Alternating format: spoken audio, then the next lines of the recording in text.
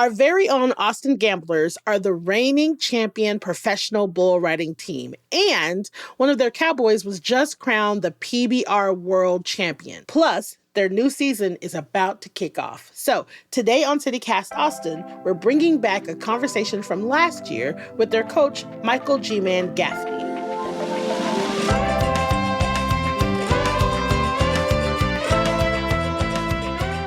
It's Wednesday, May 21st. I'm Nikki Devon, and this is what Austin's talking about.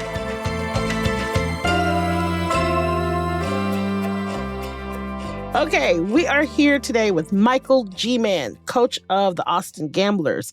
Hello, Michael. Thank you for being here. Yes, good morning. Great to be with you, Nikki. So let's start off easy. Who or what are the Austin Gamblers? The Austin Gamblers are one of 10 professional bull riding teams that were established 3 years ago. This is our third season, and it is the second, I like to say, the second evolutionary chain of the PBR Inc. That myself and roughly another dozen men created back in the early 90s. So we're 30 plus years old. It's not traditional rodeo. It's the PBR, which means, obviously professional bull riding. The current CEO, Sean Gleason, back during COVID, this was in his war chest, so to speak. And he came up with this concept of PBR teams, other than it just being an individualistic event. It still is, Nikki, but again, this is just kind of it on steroids, as it were, in a team format, as opposed to one participant. Okay, so now you are the coach of the Austin Gamblers, but you've also been a rodeo participant yourself, right? Yes. The 10 teams that are now established across the country are being coached by old guys like me. We're the old washed up bull riders, guys that were former world champions themselves, as well accomplished in professional rodeo and the PBR. So let's talk a little bit about that. So 1992, you said you and a few other folks created Professional Bull Riders. So tell me a little bit about why you created it and exactly what it is, why it came to be. Professional rodeo is at the time was difficult to make a living for a cowboy. And us as bull riders putting up so much risk. Granted, it's what we chose to do. It's you're willing to take the risk to get on a fire breathing, living 1,800-pound bucking bull, but again, to have more decisions in our own fate and the payoff and the types of bulls that we were getting on. In 1992, there was roughly a dozen of us that were, I would say, the top professional bull riders at the time. We went to the rodeos like here in Austin. We went to the Houston Astrodome.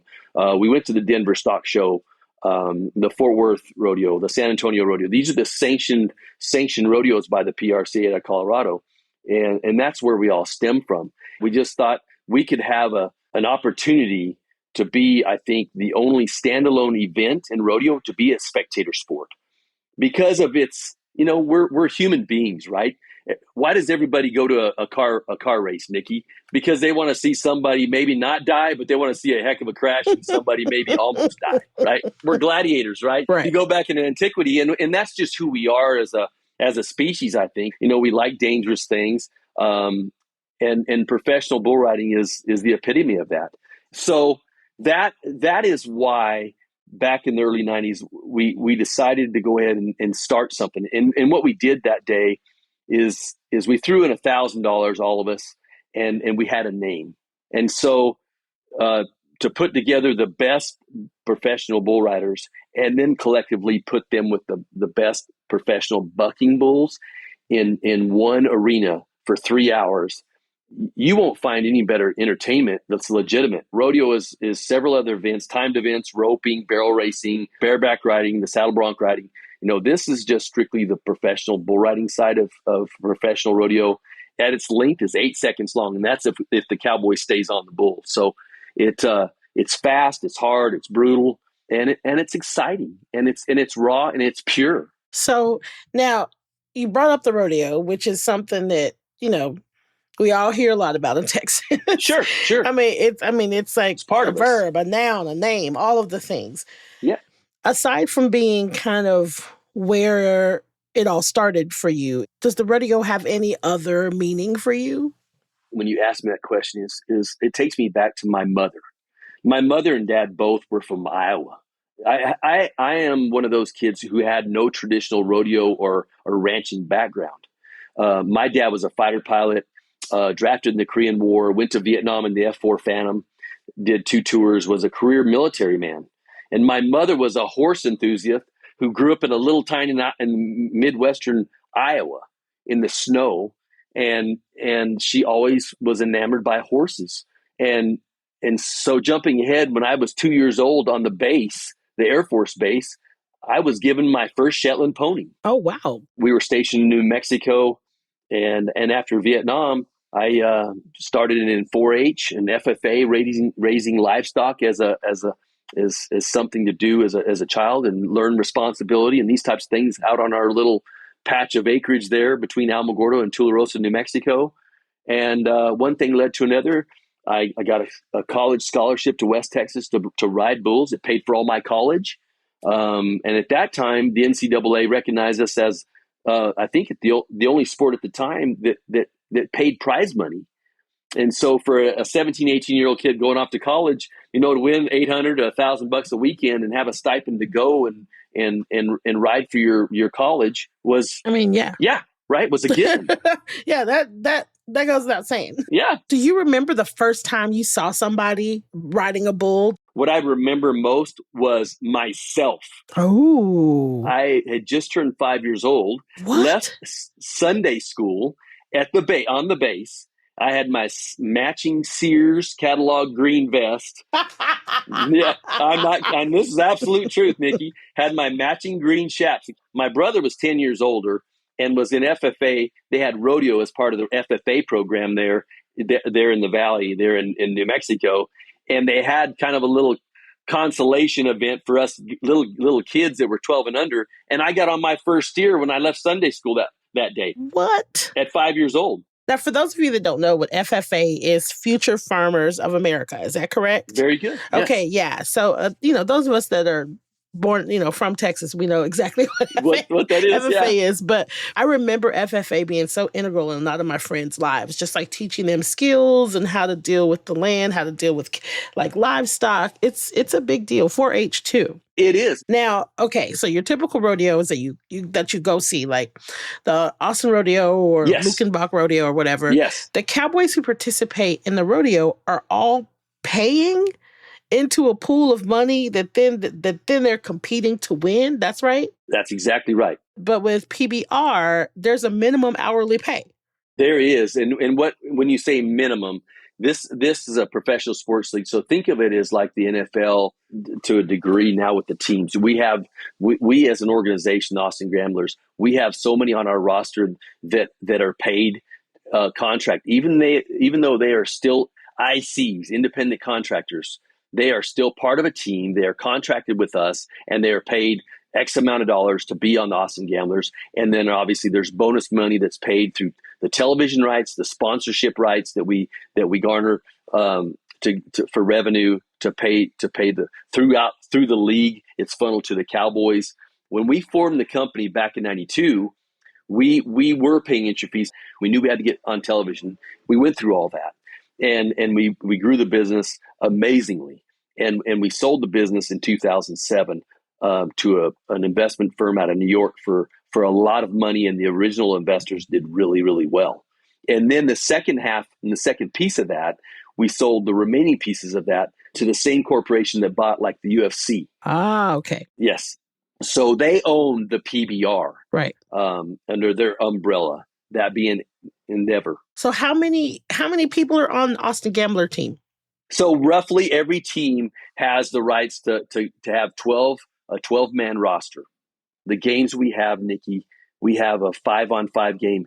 They'll have their best 5. We'll have our best 5, and we'll go head to head. Their one guy will ride his bull, then our guy, back and forth until all 10 bulls are bucked. And whoever wins the game on aggregate score takes that game. And then there'll be 4 more games after that. So we have roughly 5 games a night.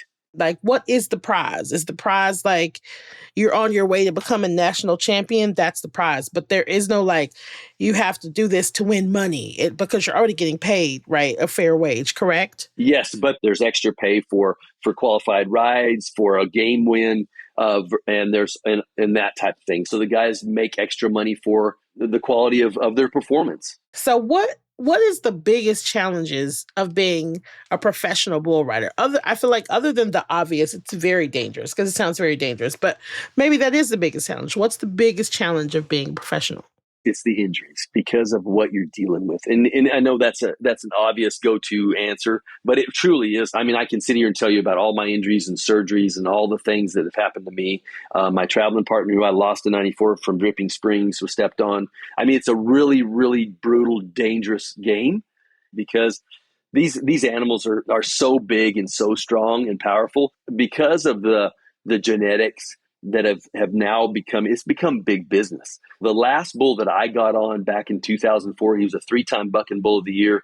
They turned down $1 million for this bull twice. So that gives you an idea. And that was 20 years ago. And it's all through heredity, right? The GNA, and you have the great mama Bucking Bull and you have the great daddy Bucking Bull, and you put the two of them together and you get the Michael Jordan of the Bucking Bulls, hopefully, right? And so it's think of it as like your professional horse racing. It's become big business.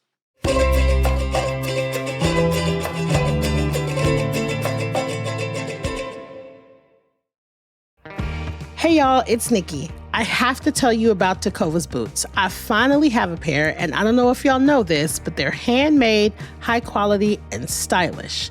And they're comfortable right outside of the box. Now, I know we buy everything online these days, but trust me, you have to get fitted for some boots at Tecovas.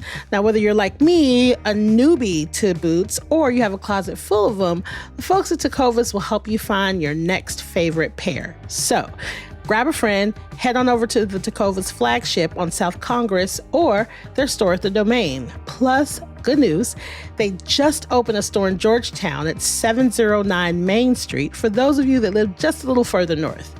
With 3 locations in town, you have no excuses. So, that's tecovas.com, TECOVAS.com. Don't go gently, y'all. Y'all, there's something going on this summer that's a little far away, but if you're an adventurous theater lover, it should definitely be on your radar. The Williamstown Theater Festival. It's from July 17th to August 3rd among the Berkshire Mountains in northwestern Massachusetts. And there are over 130 artists that will take the stage for nearly 100 performances. It's a theater festival like no other and has been going on for 70 years. Weekend passes include admission to 8 shows, including a world premiere by Jeremy O. Harris, plus a Tennessee Williams show starring Pamela Anderson, Nicholas Alexander Chavez, and Whitney Peak, and a new adaptation of a Samuel Barber opera. Discounted hotel rooms are available through June 1st. So head on over to WTFestival.org and make your plans to immerse yourself in theater this summer. That's WTFestival.org. Let's talk about the bulls because there are a lot of people that feel like bull riding rodeo is not very animal friendly, right? Right. How are they trained to buck? Where do they come from? And how are they treated? I've been on the road with them and these types of things for decades now. And I will say the level of care and everything that they do daily, they treat them better than their kids. They have great nutrition. They're taking care of their exercise, just like an athlete, a human athlete. You're not going to mistreat or not take care of something that is your livelihood. And they really, really do take great care of these animals. And it's a business. Make no mistake. They raise these bucking bulls for a business, and they've been working on this for a long, long time. There's a lot of blood, sweat, and tears and pride that go into these animals. So I know I get asked a lot, and it's one of those myths. Why do you have to get them so mad? The misconception is that they're angry. They're angry. Yeah. Yep. And that is so untrue. In a pen of bucking bulls, and you have 100 bucking bulls, there's probably 10 in there that are just not very nice. They came out of the womb that way, and they're just generally grouchy from the time they were babies. they come in there and they've learned to buck, and it's genetically inherent in them to be a bucking bull. That's what they've been raised to do. It's just what they are. That's what they're a crossbred. They're not a herd bull. They're not for meat. They've been crossbred over the years with different types of lineages. That's what's in their genetic makeup, is to buck and to buck hard and to move fast. They're not shocked. They're not mistreated. They're not prodded or anything to make them buck. So let me make sure I understand you. So first of all, you're telling me y'all do not tie their testicles. You don't do that. You do not. So I just want to make that very clear. I don't do that anymore, but it has nothing to do with that part of the anatomy. The flank rope that goes around the body of the bucking bull is nothing but a small irritant. It can't even be on there tight or constrict because they won't buck. So it's got to be on there to number one. So they're trying to kick it off. It's a tickling sensation that they're trying to kick off the rope. It's a cotton. A lot of them, most of them have a wool sheath coating around the hips of the bulls down under the flank. You think of the underbelly as a really sensitive area. So that flank strap goes around there, and it's naturally inherited to these animals to try to kick something off that's touching their flanks. Okay. Because it's a very vulnerable spot. You're saying that what causes them to buck is that you have this thing around them and they are trying to get it off. Is that right? That's all it is. Yes. So for people that don't know, really just like basic understanding, they get on the bull, they have to stay on for 8 seconds. Yes. And whoever gets closest to 8, it's just a timed thing. Whoever stays on it longer. Is that right? No, it's a required 8 seconds. Oh, it has to be 8 seconds. It has to be 8 seconds. So it's a required time limit. It's not about the length of time you stay on. It's only 8 seconds. The chute gate opens. Once that shoulder of the bull breaks, what we call the plane of the chute, the timer started, and they have 8 seconds. The clock winds down to 8 seconds, and the whistle goes off. Then you have a qualified score. Now, we have cameras and different cameras all over the arena for angles. So we have somebody in the TV truck, a judge, that makes sure that the qualified ride has started to make sure. So we have instant replay and that type of thing to make sure that it is a qualified score. There's no fouls, these types of things to make sure it's a legitimate ride for 8 seconds. So then what determines, where are they being judged on? Is it like form? Is it like... It is exactly right. You're looking for form, uniformity. You're looking for dynamics. And I can go again deep into the weeds about the 5 things that the judge, the intensity, the twist, the turns, uniformity on the bull, where he's at position-wise, making sure he's not all strung out and just almost detached the whole time versus setting uniformly and where he's supposed to be and in control, and the bull's performance. If the bull's just spinning flat and not doing a whole lot, not very dynamic, obviously the score is going to suffer.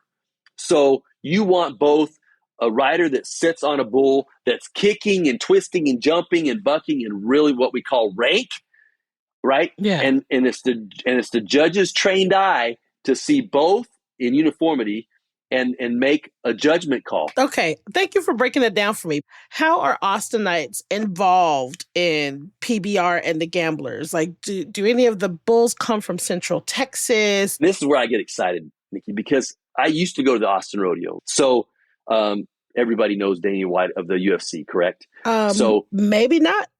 Well, maybe not. He's the commissioner of the UFC. Okay. Yeah. Okay. He's the bald guy that's always on TV talking about the fighters and promoting the fights in Vegas and this type of thing. Right. Okay. Yes. So we are owned by the same corporation. And Dana is involved now. He owns a bucking bull. And that bucking bull was raised right here in the Austin area, Twisted Steel. And he's an amazing bucking bull athlete. It was raised by Bryce Cooper right here outside of Austin, right? And Heath Scruggs out in Taylor. Cooper and Scruggs. Bryce Cooper specifically will have a number of bulls that'll be entered during the PBR teams event at the Moody Center. So, yeah, there's a lot of great bucking bulls that the Austinites can actually cheer for that are raised right here. They're local, as opposed to being local cowboys. They're the local animal athletes. Love that. Yeah. So I'm going to assume that this is like a male-only sport. Is that correct? At our level, it is. There's certain things I believe that's very difficult for women to do. And one of those is to have the brute strength to hold on to this type of animal that weighs 1,800 pounds. And quite frankly, I can't imagine my wife or daughter doing this. So no, at this level, there are no women that ride.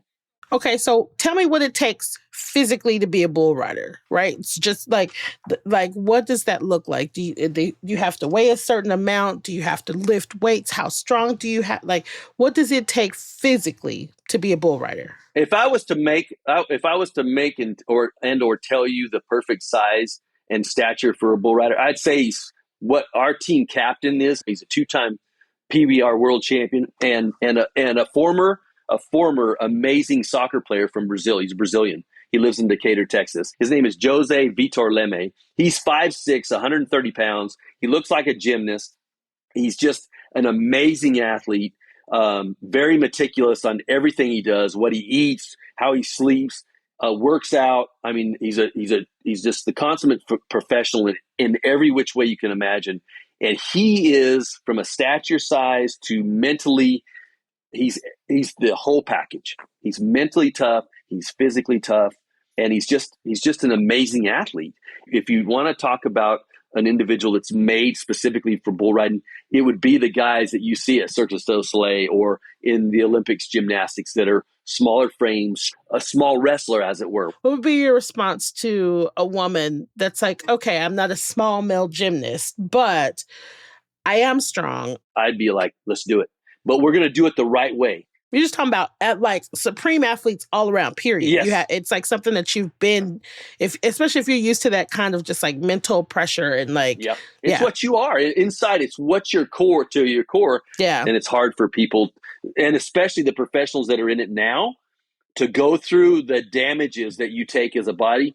You may think you want to do it, and you're on the bull, but your mind is telling you, yeah, no thanks. I'm tired of being hurt, right? People ask, what can you do for these kids who are riding bulls from a coach's perspective? And I think it's about that. It's about putting certain things into perspective when they're upset or they're on kind of a, what we want to say, in a rut, like any other sport. Yeah. Everybody has these ebbs and flows. And as a coach, I'm there to hopefully recognize that, be an ear, be a lending ear, anytime they get, whether it be, in the arena, out of the arena. I mean, these are husbands, they're fathers. They've been through lots of injuries. They're going to go through many more if they stay at this professional level. We are still talking about athletes. We're talking about something that is very dangerous. We're talking about something that they still have to be skilled and in top shape and all of that good stuff. Now, other professional athletes, basketball, football, baseball players, they make millions of dollars in contracts. Yes. Is it possible? Could it be possible for bull riders to make that kind of money? Do you think it's possible that they can make some like really good, like millions of dollars that can kind of sustain them as they grow older? This length of a career is so brief.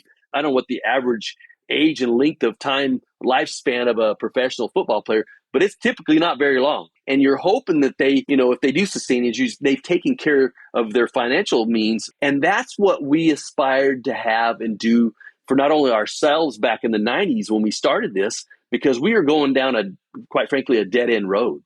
To put up that type of risk and to come out broken physically, mentally, financially at 30 maybe or mid 30s, it was legitimate. 90% of the guys, that was the road that we were all going on. And due to us stepping in and starting this business and it being successful, and our ownership of the Gamblers, who are from the Houston area, both husband and wife team are, and it's these types of people that are going to help our kids do that very thing. And you may be sound and healthy today, but this career tonight could be over. One bull ride and you're done. And yes, they have the opportunity. They're making really, really good money. Great. That's what I like to hear. Yes. It's pure. It's raw. It is full of danger and excitement. And I will say this, we'll see it. It's mostly the women. My mom always was, and me too, because I'm an animal lover. We root for the bulls. Now, I don't root for the bulls when my guys are riding. I love that. Yep. G-Man, thank you so much for being here and just like bringing me up to speed and educating us about professional bull riding because I genuinely did not know the difference. Yeah, absolutely. Thanks for having me, Nikki. Look forward to the next time. All right. Bye-bye. Hey, y'all. It's time for our midweek mood boost. The drop-in starts tomorrow. What is the drop-in, you ask? It is the summer concert series powered by KUTX. It's on the Hartman Lawn right outside the Long Center. It happens every Thursday at 8 p.m. from tomorrow through August 14th. There'll be like 23 bands. You just have to RSVP each week. And tomorrow's band is Brownout. So I'll see y'all there.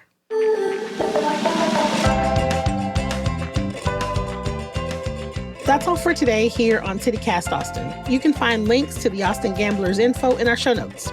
If you enjoyed the show, why not tell a friend, rate the show, leave us a review, and subscribe to our Hey Austin newsletter. We'll be back tomorrow morning with more news from around the city. Bye, y'all.